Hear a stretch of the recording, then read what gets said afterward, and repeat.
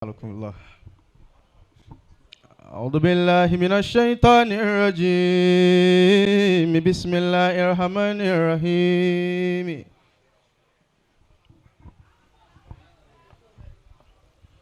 ربنا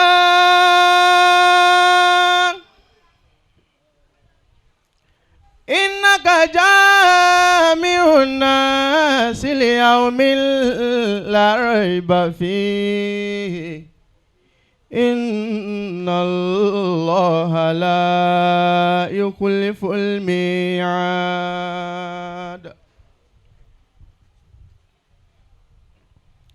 يا أيها الناس إن وعد الله يكون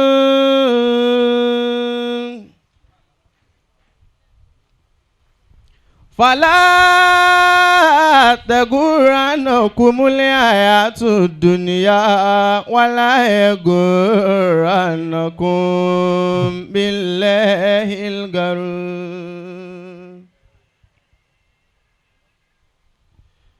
فاذكروا إذ أنتم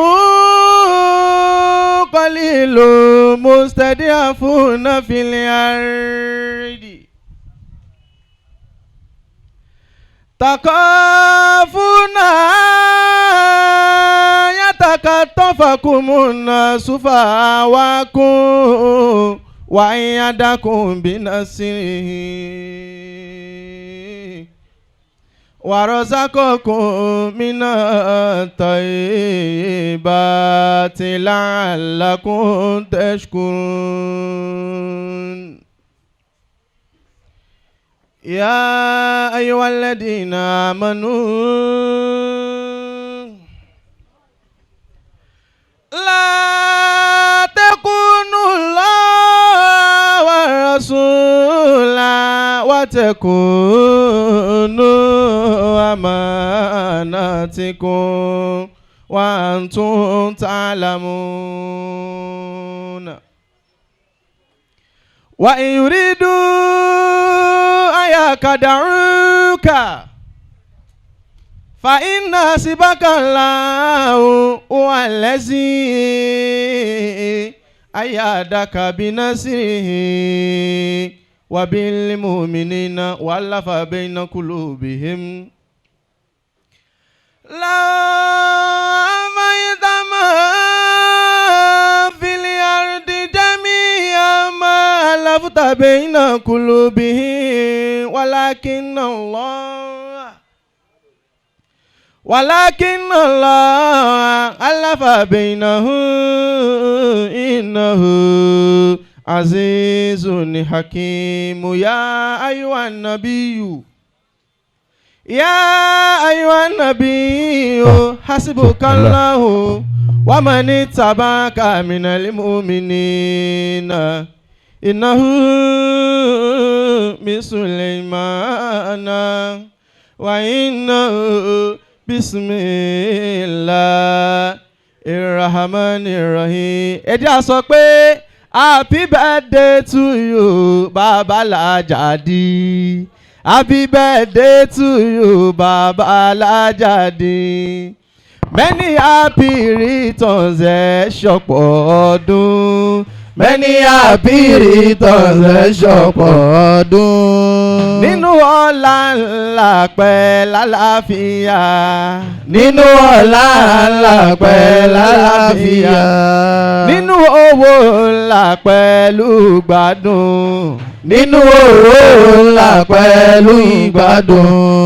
Ìgbà ọdún kò dàbí ọdún kan. Ìgbà ọdún kò dàbí ọdún kan. Bàbá Alájàdì wọ́n lé lọ́dún kan. Bàbá Alájàdì wọ́n lé lọ́dún kan. Àmín. Bàbá Alájàdì wọ́n lé lọ́dún kan. Bàbá Alájàdì wọ́n lé lọ́dún kan. Many happy returns ẹ ṣọ̀pọ̀ ọdún. Many happy returns ẹ ṣọ̀pọ̀ ọdún.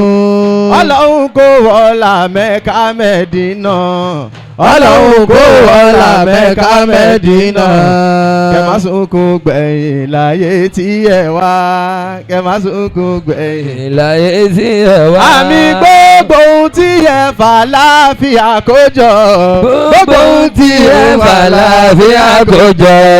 má jẹ́ kó wọ́n ta tẹkùntẹkùn. má jẹ́ kó wọ́n ta tẹkùntẹkùn. àmì Zuli Jalali wàlí kìrámì. Zuli Jalali wàlí kìrámì. àmì má jẹ́ fìnira lólé ayé yìí. má jẹ́ fìnira lólé ayé yìí. ìgbà ọdún kò dàbí ọdún kan. ìgbà ọdún kò dàbí ọdún kan. àmì ìgbà ọdún kò yà dàbí ọdún kan. ìgbà ọdún kò dàbí ọdún kan. àmì nínú ọlá ńlá pẹ́ lálàáfíà. nínú ọlá ńlá pẹ́ lálàáfíà. àmì nínú owó ńlá pẹ̀lú gbádùn. nínú owó ńlá pẹ̀lú gbádùn. àmì ìgbà ọdún kò dàbí ọdún kan. ìgbà ọdún kò dàbí ọdún kan. ẹ sọ pé bọ́lọ́hún bá ṣínà bọ́láyìn bá dé. bọ́lọ́hún bá ṣínà bọ́láyìn bá dé. bọ́lọ́hún bá ṣínà bọ́láyìn bá dé. bọ́lọ́hún bá ṣínà bọ́láyìn bá dé. tẹ̀bí tójú lù mọ́ wá fẹ́ràn yín o. tẹ̀bí tójú lù mọ́ wá fún ẹ̀yin. àmì níní owó ẹ̀dá mo ló ṣe kókó.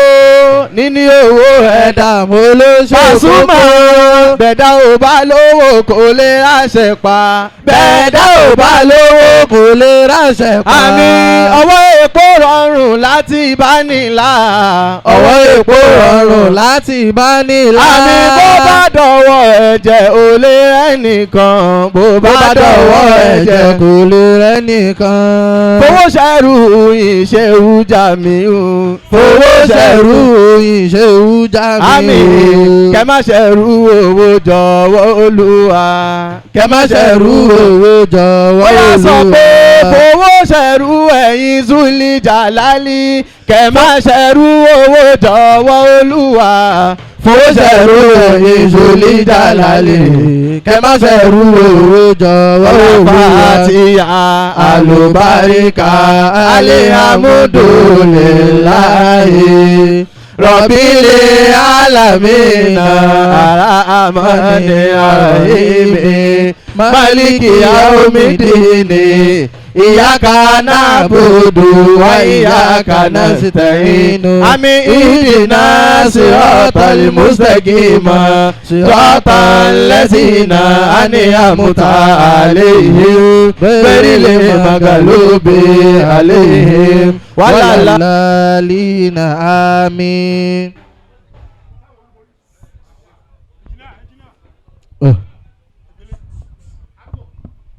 gbogbo àwa tí àwa bá bàbá dúpẹ́ lẹ́ni ọlọ́mọṣẹ́ àìdúró sí gbogbo wa ẹni amínà ọlọ́mọṣẹ́ ìwọlá alukur'ani anakumullah ọlọ́mọṣẹ́ ìwọlá alukur'ani bàbá wa Sheikh Jami' ọlọ́mọṣẹ́ àjàrí bàbá pẹ́ ọlọ́mọṣẹ́ àjàrí bàbá pẹ́ bàbá wa Alhaji wa Abdul Wasin Pasuma ọlọ́njàrí yín pẹ́ ọlọ́run ní payín báyìí bàbá wa Nagod láti Mushin ọlọ́mọṣẹ́ àjàrí yín náà pẹ́ gbogbo àwa tí a wà mí báyìí lè ní ọlọ́mọṣẹ́ ìgbàdùn gbogbo wa aqulu qawli hadha anakumullah inshallah. irúgbọ̀n àtọ́ ẹkùn ẹ ti fọ́ ni okùnrin gbọ̀n ní brown báyìí lọ́kùn jazakumullahu khairan inú wa ní dùn o inú wa ó dùn kalẹ̀ ẹ lọ jókòó mo kí gbogbo àwọn afáwà tí Ọlọ́run san ilé san rẹ̀ àwọn èèyàn oríṣiríṣi ló ti tún wọlé